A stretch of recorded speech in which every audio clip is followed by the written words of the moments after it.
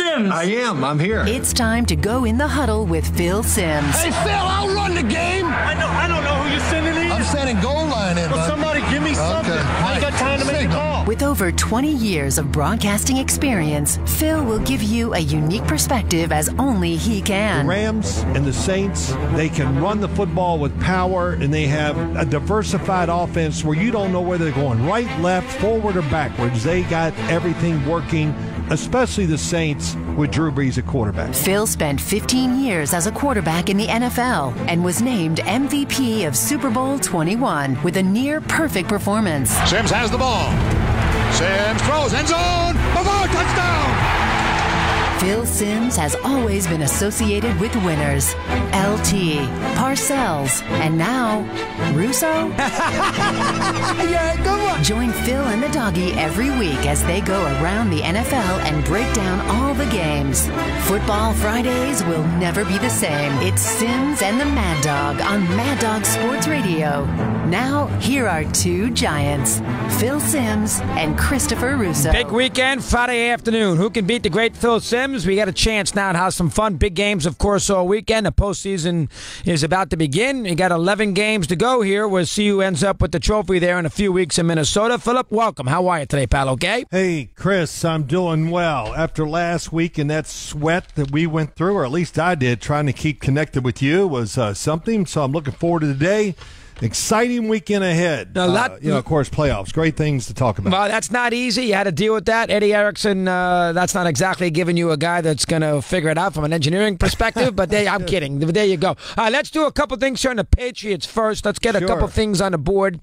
Do you buy into this rift that might be developing between the threesome, or do you think it's overblown? What's your take on Kraft, Belichick, and Brady right now as far as New England is concerned? Well, my first thought would be, of course, it's going to be a little overblown because of what we're talking about and who we're talking about.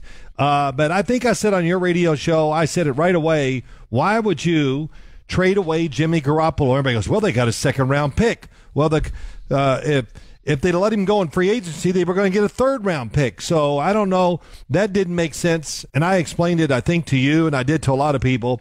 If you have $1 million house, and you have $1 million worth of insurance on it in case something goes wrong, why would you reduce that insurance down to $100,000? And that's what the Patriots did. They have a Super Bowl football team.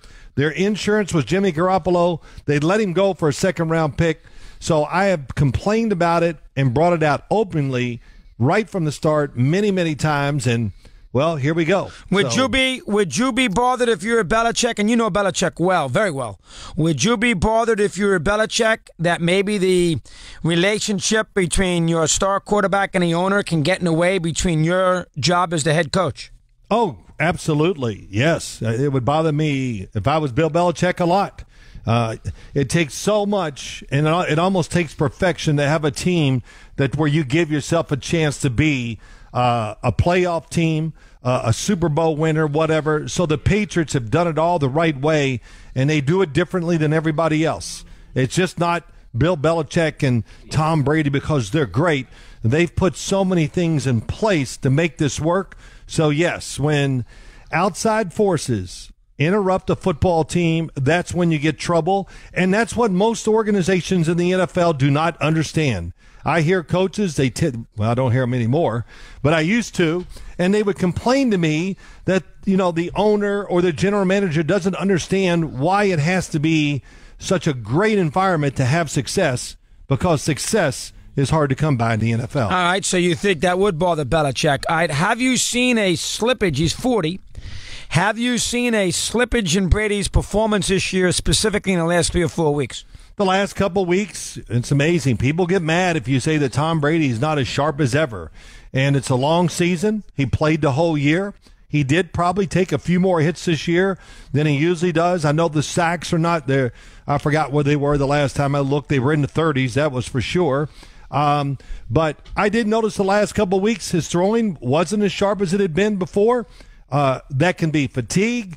It's the team you're playing against. It's who's injured on your team.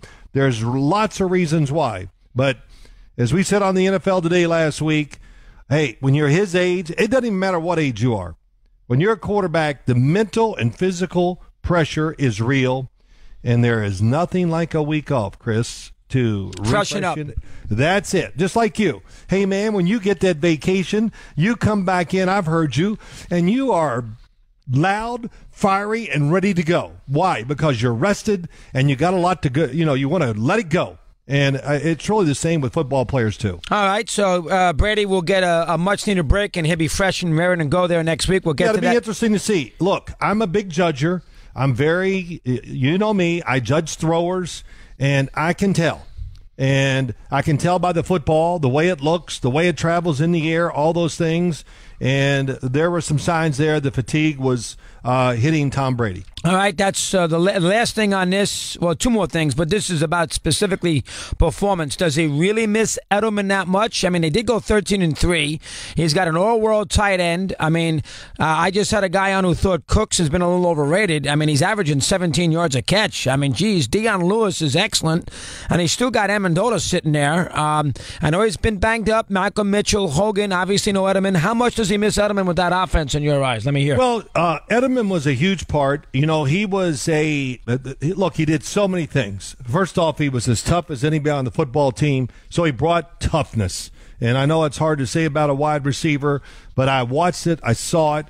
He's physically, mentally tough, and that was a big part of their offense. But they've always adapted. They did it last year without Rob Gronkowski, and all that did was bring more plays in for Gronkowski when Edelman was out. You said it, Deion Lewis, James White, Rex Burkhead, and Cooks. Has he been a disappointment? Look, he's a wide receiver. He's the farthest guy away from the quarterback. So it just goes to say that they have so much in their offense that he's only going to get so many times or chances to make plays. But he does give them the deep threat. I've seen it many, many times. I saw it last week. I saw it the week before.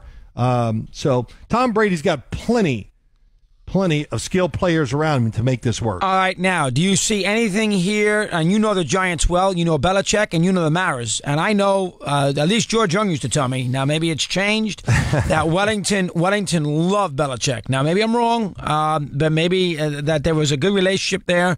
Could you see anything down the road? Giants don't have a head coach. It is the one place that Belichick could end up. Everybody could see that.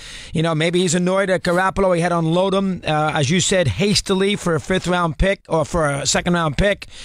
Brady is old. Could you see, in any shape, way, or form, could you see Belichick coaching the Giants next year? No. You can't. All right. No, fair. I can't. You know why? I just can't imagine any scenario. Would he want to coach the Giants? I'm not even going to get into that. I'm not going to think for Bill Belichick. I've known him since 1979, and I would never want to speak for him out of respect for what I think of him. But would the Giants love to have him as a coach? Oh, my gosh, of course they would. What team would turn down Bill Belichick if they had a chance to hire him? So I know he loves the Giants. I've been to since I got done playing, let's say I've been to 20 Giant functions where the team gets together. Just throwing a number out there, it's not that high.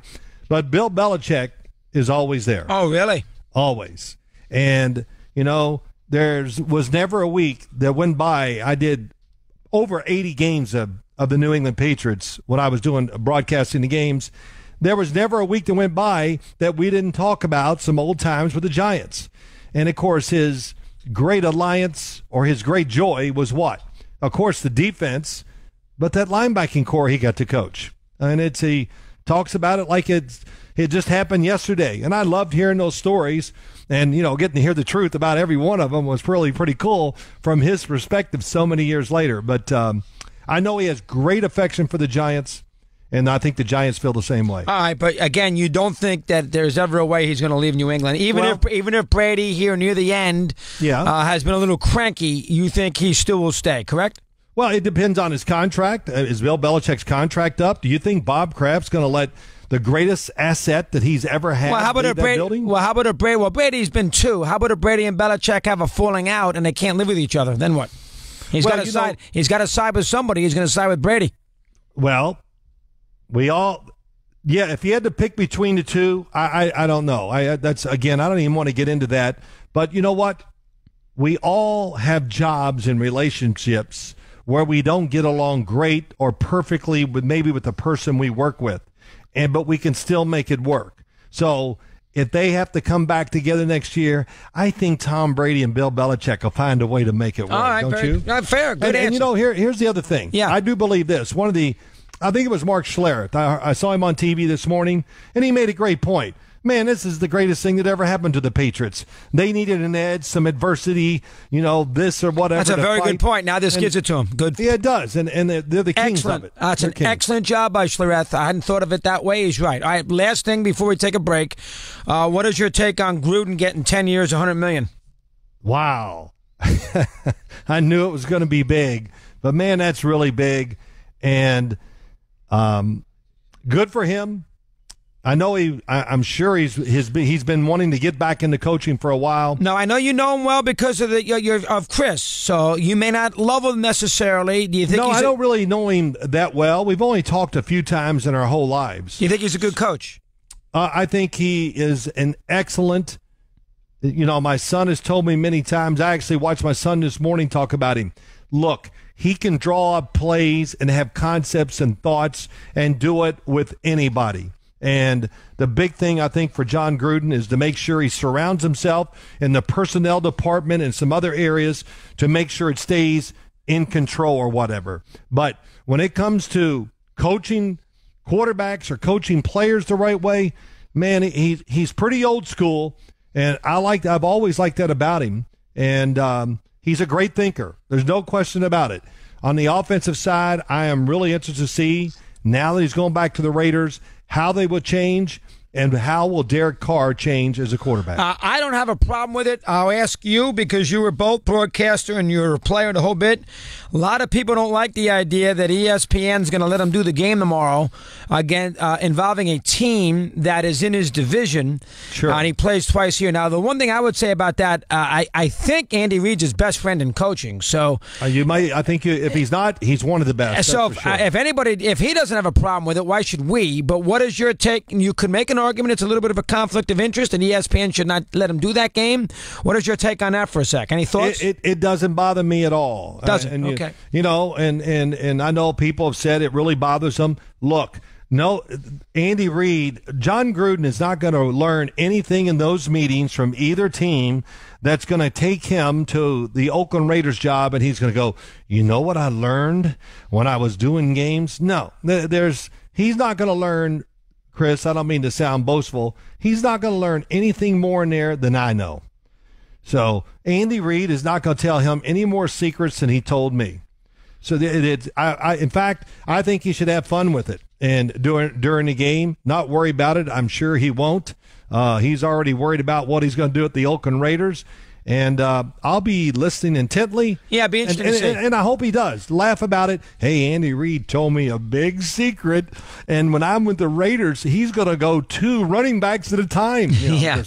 So listen, I have coaches confide in me, and they did, and they told me stuff. But still, if I was going to go coach against them, it would make no difference. Yeah, interesting here. Our last thing, I just thought of it. Which, if you were an owner or GM, oh boy, which of these prospective quote unquote, I even go to the Shermer, Steve Wilkes in Charlotte, we've heard his name, of course. Yes. The 2 people in New England, we've heard everybody.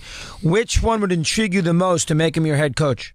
And I know it's got to be, you got to partner up with what you need on your team. I get that. Yeah, I know what you're saying. Which one are you intrigued with? Which one would I feel the safest about if I had to hire all those guys?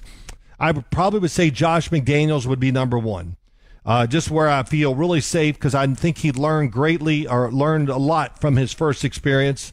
I think my second would be Terrell Austin of the Detroit Lions. Wow, the defensive coordinator. Interesting. Okay. Hey, I've been around him. I was at practice, and when he walks in the room, as I always tell the story about Dan Reeves, he walked into the room, he put his yellow pad down on the lectern, he looked us all in the eye as we're sitting there, and he goes, and I'm not going to say exactly how he said it, sit up straight, put your feet on the floor, and take those blanket hats off.